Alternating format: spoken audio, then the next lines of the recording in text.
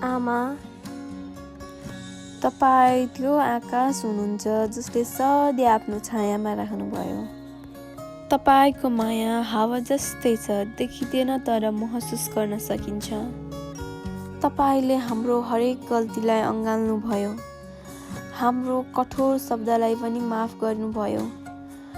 तपाईँ किन कहिल्यै गुनासो गर्नु हुँदैन? हामीलाई मुस्कान दिने आफ्नो आँसु किन लुकाउनु भयो? तपाईँ थाक्नुहुन्न, तपाईँ बोल्नुहुन्न, तर आफ्नो मनभित्रको पीडा कसलाई भन्नुहुन्छ?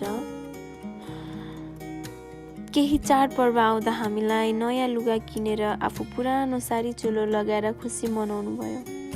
तपाईँले हामीलाई दिएको माया के तपाईँ आफूलाई महसुस गर्न पाउनुभयो? आमा, तपाईँले आफ्नो जीवनमा के गुमाउनु भयो होला? के तपाईँले कहिले आफ्नो लागि समय निकाल्नुभयो? तपाईँको हरेक सपना किन हाम्रो खुसीमा बदलियो?